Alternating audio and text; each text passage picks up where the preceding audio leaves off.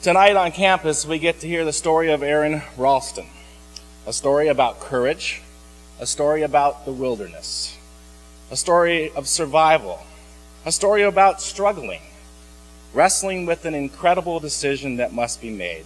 And I suspect, despite its obvious tragic side, it's a story about transformation. Such adventure stories grab our attention. We lean in and listen intently as they are told, for they seem to want to make a claim on our life. And I think they do all that because they are a part of our faith tradition.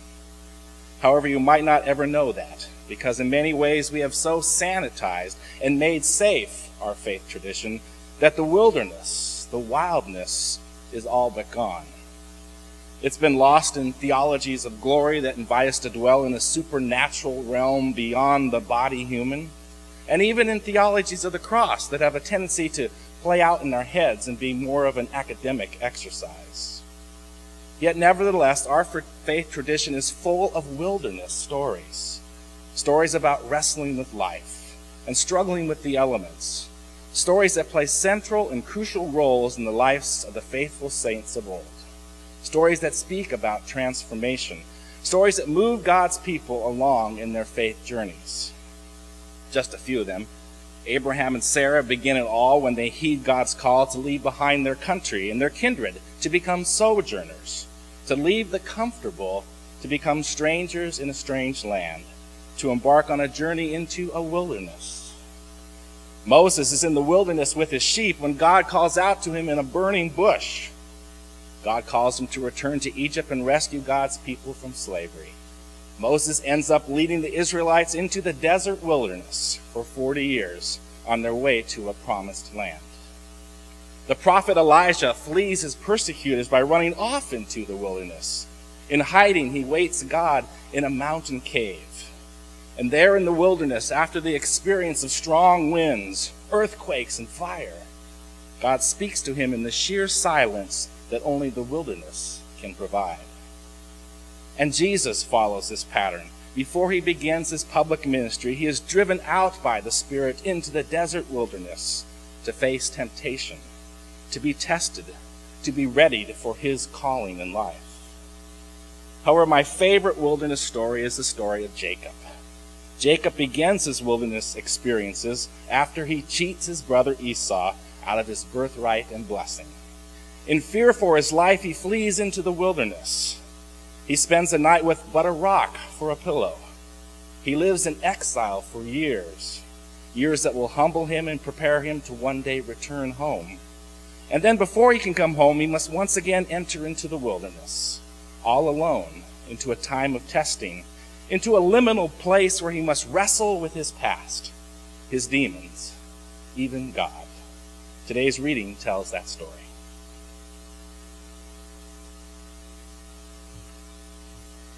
Génesis 32, 22 a 30.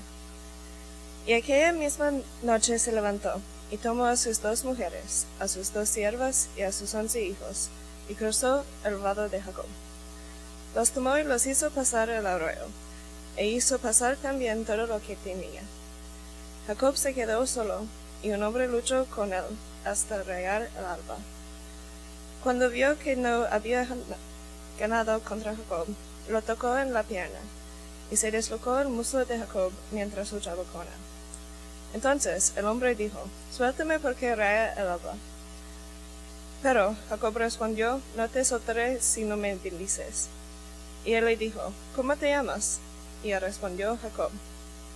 Y el hombre dijo, ya no será tu nombre Jacob, sino Israel, porque has luchado con Dios y con los hombres, y has ganado. Entonces Jacob le preguntó y dijo, dame a conocer ahora tu nombre. Pero respondió, ¿para qué preguntas por mi nombre? Y lo bendijo ahí. Y Jacob le puso el nombre de Peniel a aquel lugar, porque dijo, he visto a Dios cara a cara, y ha sido preservada mi vida. Here ends the reading.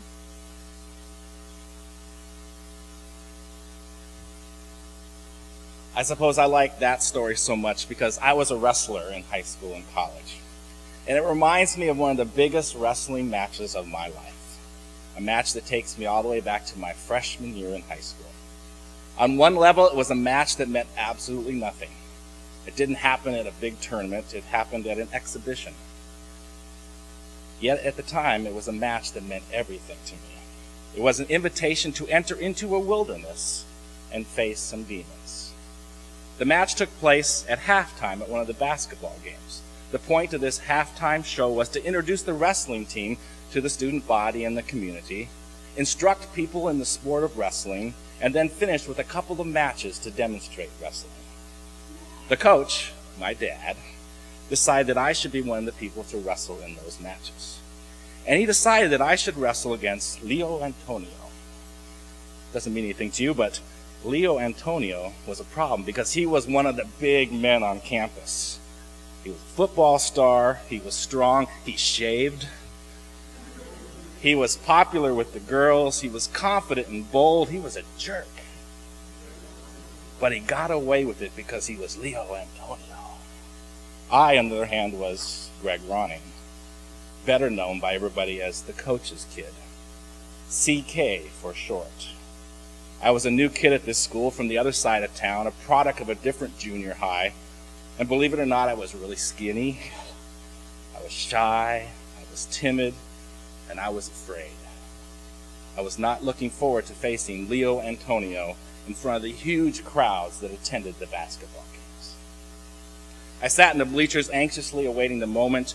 I could see Leo parading around, living up the moment. I could hear him bragging and telling people how he was going to beat up on the coach's kid. Wipe the mat with his face was his exact words. Well, before I knew it, it was time to head out into the wilderness. It was time to face all the doubts and fears that lived inside my head and my heart. It was time to wrestle. I stepped onto the mat and the referee yelled, "Ready, wrestle!" And Leo came after me, and I backed up and he pushed me out of bounds and everyone laughed. Not off to a good start. The referee warned me for stalling and brought us back to the middle to start again. Once again, the referee cried out, "Ready, wrestle!" And Leo was on me again. He shot in on my legs and was ready to take me down to the mat and begin his butt kicking. But fortunately, he made a mistake. Leo had his head sticking out. He was probably posing for a picture. That allowed me to throw what we call in wrestling a crossface, where you just take your hand and rip it across his nose and face, throw him backwards. And I did that, and I took him down to the mat hard, and he went down hard. And for the next 5 minutes, he was mine, and I won that match 15-3. His face wiped the mat. Yet that was not the victory, as sweet as it was. The victory came after the match.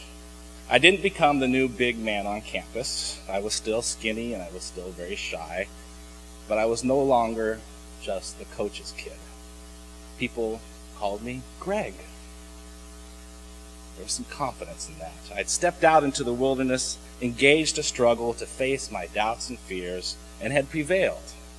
And in many ways, I received a new name and identity that set me free.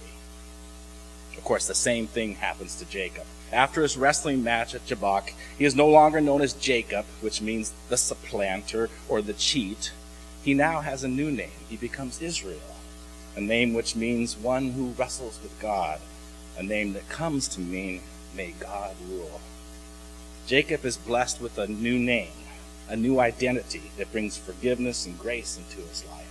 A name that allows him to let go and to let God. A name that bears witness to the transformation in his life.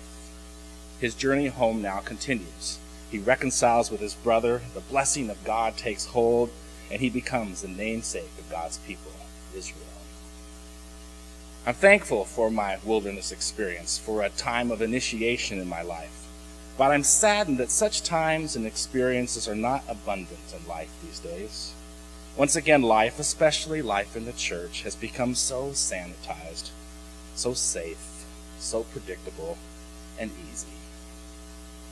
Yet maybe, if you let it, I think you can find a wilderness experience right here in college at TLU. It's risky behavior, but if you seriously do the work of college, if you open up and explore beyond your comfort zone, if you study and reflect, desperately seeking after the truth, if you dare engage those wild desert beasts that we call professors, you will find yourself in a wilderness desert wrestling match. You will find yourself struggling with new ideas, new possibilities, your doubts, your fears, your hopes, and your dreams. And if you apply these things to your life and the world around you, you will soon be wrestling with the great issues of our times, with the demons of our times, and even with God. Yes, somewhere in all this, our epic struggle with life, we eventually find ourselves wrestling with God, asking the hardest questions as our faith struggles to grow and remain relevant and meaningful. Ultimately, we find that we are wrestling in the waters of baptism, the waters of vocation, the waters of our great calling in life. And soon, someday, in that aha moment when all is suddenly clear, just like Jacob, we will find that we have journeyed into the desert, through the river, and have emerged on the other side, transformed. The wilderness is not an easy place to be. It's full of threats and challenges. And wrestling with this constant pulling and pushing and ever-present struggling is hard work. Yet God encourages us. And yes, the Spirit sometimes drives us out into the wilderness to do such work, to ask the tough questions of life, to live and engage in that uncomfortable place between peace and conflict, uncertainty and faith, hope and fear, so that we too, just like the saints of old, might be transformed, reworked and even renamed, made ready for the good works that God has called each of us to do. Amen.